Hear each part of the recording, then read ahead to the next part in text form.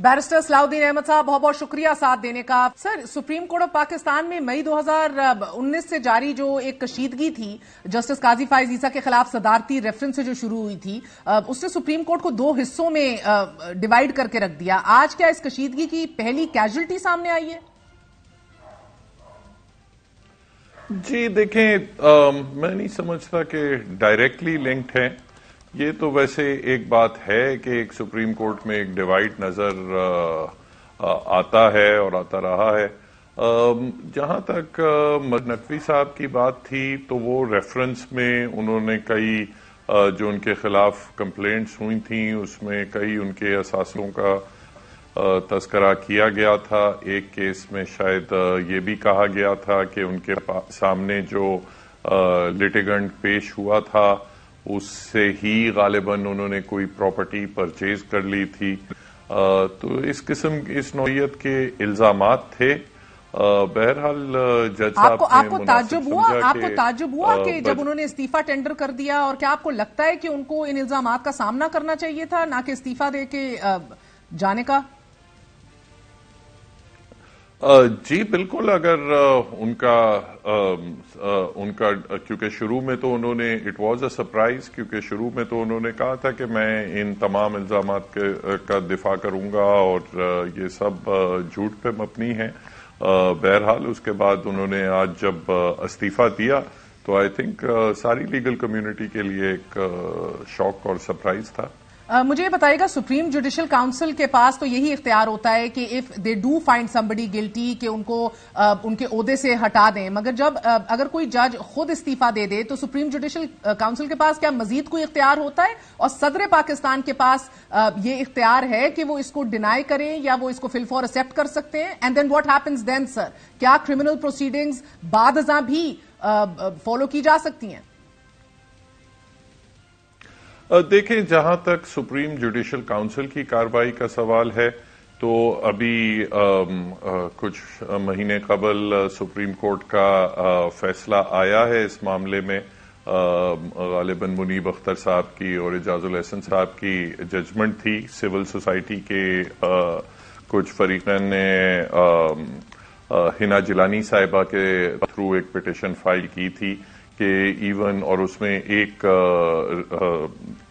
दरख्वास्त ये भी थी कि अगर कोई जज फॉर एग्जांपल कोई करप्शन में इन्वॉल्व है एटसेट्रा तो उसकी रेजिग्नेशन के बाद भी 209 की कार्रवाई होनी चाहिए, जिसमें फिर ये तयन किया जाए कि वाकई उन्होंने कोई मिसकॉन्डक्ट किया है या नहीं किया।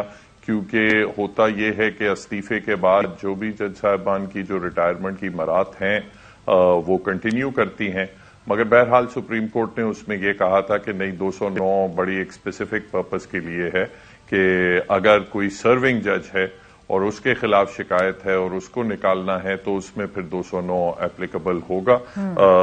उसकी रिटायरमेंट या उसकी रेजिग्नेशन के बाद 209 की कार्रवाई नहीं हो सकती। जहां तक आपने इस्तीफे की बात की तो ये कॉन्स्टिट्यूशनल ऑफिस है। इसमें एक बार कोई जज साहब इस्तीफा दे दें तो प्रेसिडेंट की डिस्क्रेशन नहीं होती कि वो उसको एक्सेप्ट करे या नहीं एक्सेप्ट करे। कॉन्स्टिट्यूशनल ऑफिस में जब एक बार रेजिग्नेशन दे दी जाती है तो इट अप्लाइज ऑटोमेटिकली। जस्टिस काजी फाइज ईसा और इनके केस में कोई मुमासलत है? काजी साहब के केस में किसी कोई भी करप्शन की एलिगेशन नहीं थी। उसमें ये भी नहीं था कि उनके असासे जो हैं वो उनकी जरिया आमदन से ज्यादा हैं। उनके खिलाफ केस ये था कि उन्होंने अपने टैक्स रिटर्न्स में जो उनकी वाइफ और बेटी के नाम पे फ्लैट्स थे लंदन में, वो उन्होंने उनकी आई थिंक टोटल मालियत शायद कोई 7 लाख पाउंड के करीब थी 3 फ्लैट्स की, तो वो उन्होंने अपने टैक्स रिटर्न्स में डिस्क्लोज नहीं किए और ये कहा गया था कि आपको अपनी वाइफ और चिल्ड्रन के, डिपेंडेंट चिल्ड्रन के भी आपको एसेट्स डिस्क्लोज करने हैं। उसमें काजी साहब का जवाब ये था कि मुझे मैं सिर्फ अपने जो सासे हैं وہ میں ڈسکلوز، یا کوئی اگر میری وائف ڈپینڈنٹ ہے اور یا میرے بچے ڈپینڈنٹ ہیں تو ان کے اثاثے ڈسکلوز کرنے کی ضرورت ہے، ورنہ مجھے ڈسکلوز کرنے کی ضرورت نہیں ہے. اور میری جو زوجہ ہیں اور میری جو بیٹی کی بھی جو پراپرٹی ہے وہ میری وائف نے اپنی انڈیپینڈنٹ سورسز آف انکم سے ایکوائر کی ہے. اس میں پھر بعد میں وہ ساری تفصیل بھی آئی تھی کہ ان کی وائف کی جو والد تھے، مرحوم والد تھے، ان کی طرف ان کی بھی کوئی ہزاروں ایکڑ زمین تھی. He was a landlord in Balochistan.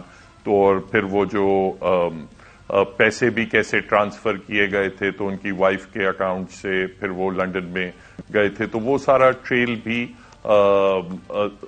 سامنے کورٹ کے سامنے رکھ دیا گیا تھا. تو میں نہیں سمجھتا کہ دونوں کیسز میں اتنا زیادہ کوئی ایسا لنک ہے. یہ البتہ یہ بات ہے کہ اپنا دونوں ایکسیپشنل کیسز یوں تھے کہ they are the only 2 references جو کبھی بھی کسی سپریم کورٹ جج کے خلاف دائر کیے گئے.